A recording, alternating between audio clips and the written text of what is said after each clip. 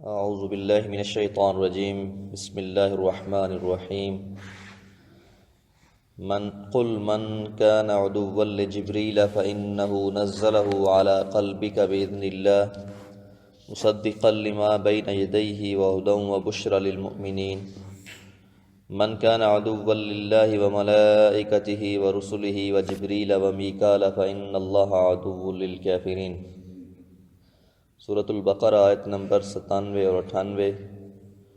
قل فرما دیجئے، من کانا جو ہو، عدوًا دشمن، عدو اعداء جمع ہے اس کی، لجبریل جبریل علیہ السلام کا،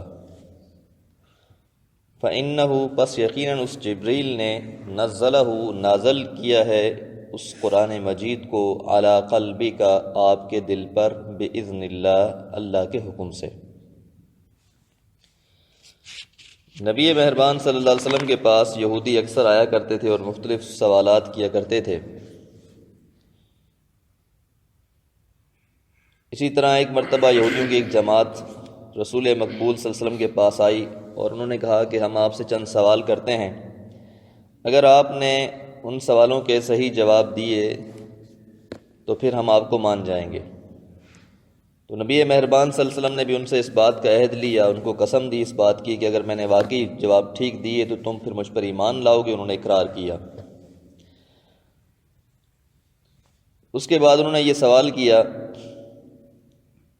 کہ پہلے تو آپ یہ بتائیں کہ تورات نازل ہونے سے پہلے حضرت اسرائیل نے، یعنی حضرت یعقوب نے، اپنے نفس پر کس چیز کو حرام کیا تھا؟ تو نبی مہربان صلی اللہ علیہ وسلم نے فرمایا کہ جب حضرت یعقوب علیہ السلام عرق النساء کی بیماری میں سخت بیمار ہوئے تو انہوں نے نظر مانی تھی کہ اللہ اگر مجھے آپ نے شفا دے دی تو میں اپنی سب سے محبوب چیز کھانے والی بھی اور پینے والی بھی چھوڑ دوں گا۔ یہ ان کی ایک نظر تھی۔ جب اللہ تعالیٰ نے ان کو صحت عطا فرما دی تو انہوں نے اونٹ کا گوشت کھانا چھوڑ دیا اور اونٹنی کا دودھ پینا بھی چھوڑ دیا۔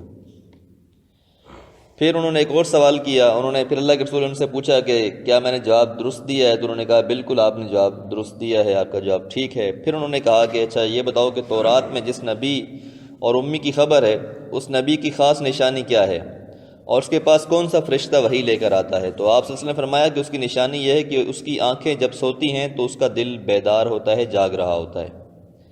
تو میں اس رب کی قسم دیتا ہوں جس نے حضرت موسیٰ پر تورات دی، کیا میں نے جواب ٹھیک دیا ہے؟ تو سب نے قسم کھا کر کہا کہ ہاں آپ نے جواب ٹھیک دیا ہے۔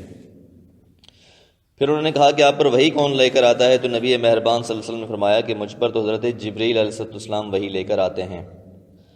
تو انہوں نے بس بات کا بہانہ بنانے کے لیے یہ کہہ دیا کہ کیونکہ آپ پر وحی جبریل علیہ السلام لے کر آتے ہیں تو جبریل سے تو ہماری دشمنی ہے، کیونکہ وہ ہمیشہ سختیاں اور عذاب لے کر آیا کرتا تھا۔ اگر آپ پر وہی حضرت جبریل کے علاوہ حضرت میکائیل لے کر آتے ہوتے جو رحمت اور بارش کے فرشتے ہیں تو ہم آپ پر ایمان لے آتے۔ اسی طرح صحیح بخاری میں ایک روایت ہے کہ نبی مہربان صلی اللہ علیہ وسلم جب مدینہ تشریف لائے تو یہودیوں کا ایک عام تصور بھی تھا کہ جبریل ہمارے دشمن ہیں۔ حضرت عبداللہ بن سلام رضی اللہ تعالیٰ عنہ جو یہودیوں کے بہت بڑے عالم تھے، انہوں نے جب نبی مہربان صلی اللہ علیہ وسلم کی خبر سنی تو وہ نبی مہربان صلی اللہ علیہ وسلم کی خدمت میں حاضر ہوئے اور انہوں نے کہا کہ میں آپ سے 3 باتیں پوچھوں گا جن کا جواب نبی کے سوا کوئی نہیں دے سکتا، اور فرمایا کہ بتائیے کہ قیامت کی پہلی شرط کیا ہے، جنتیوں کا پہلا کھانا کیا ہے، اور کون سی چیز بچے کو ماں کی طرف کھینچتی ہے اور کبھی باپ کی طرف؟ تو آپ نے فرمایا ان تینوں سوالوں کے جواب ابھی جبریل علیہ السلام نے مجھے بتائے ہیں۔ سنو، عبداللہ بن سلام نے کہا کہ وہ تو ہمارا دشمن ہے۔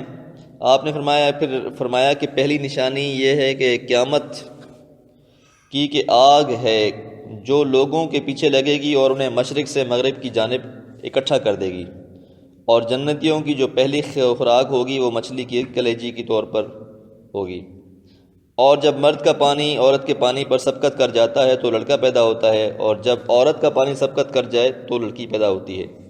یہ جواب سننے کے بعد حضرت عبداللہ بن سلام نے کلمہ پڑھا اور مسلمان ہو گئے، اور رسول اللہ صلی اللہ علیہ وسلم سے کہا کہ اللہ کے پیغمبر آپ یہودیوں سے میرے بارے میں پوچھئے میرے اسلام کا اظہار کرنے سے پہلے کہ میں کیسا شخص ہوں۔ تو آپ نے یہودیوں سے پوچھا کہ عبداللہ بن سلام تم میں سے کیسے شخص ہیں؟ تو انہوں نے کہا کہ وہ تو بہت بڑے بزرگ آدمی ہیں، باخبر آدمی ہیں، بزرگوں کی اولاد ہیں، اور ہمارے سرداروں میں سے ان کا شمار ہوتا ہے۔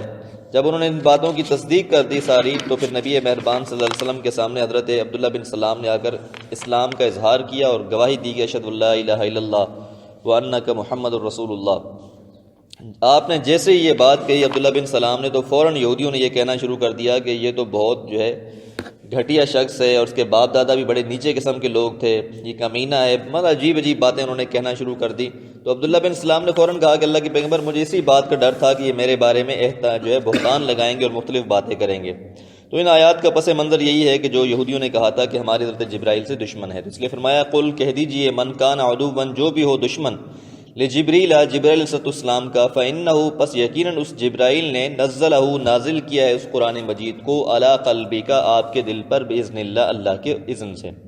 نہ تو جبرائیل اپنی مرضی سے وہ فرشتہ بن گیا ہے کہ جو وحی لے کر آتا ہے، وہ بھی اللہ کی طرف سے منتخب کردہ تھا، اور پھر جس کا حکم ہوتا تھا جس شخص کے بارے میں، حضرت جبرائیل اس کی طرف وحی لے کر آیا کرتے تھے۔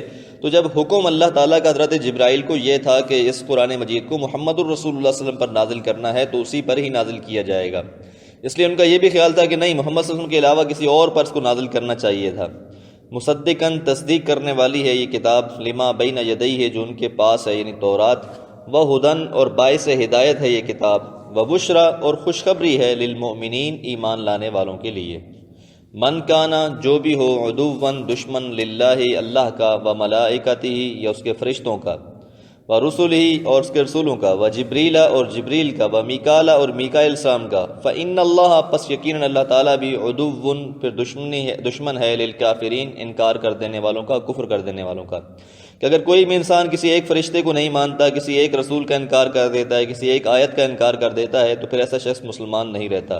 اس لیے ایمان کا تقاضا یہ ہوتا ہے کہ جتنی بھی چیز ایمان کے اندر شامل ہیں، جن کا تذکرہ قرآن اور حدیث میں کے اندر موجود ہے، جن کے بارے میں مطالبہ ہے کہ ان کو مانا جائے گا، تو ان کو سب کو ماننا ضروری ہے۔ کسی ایک چیز کا انکار بھی کفر کہلاتا ہے۔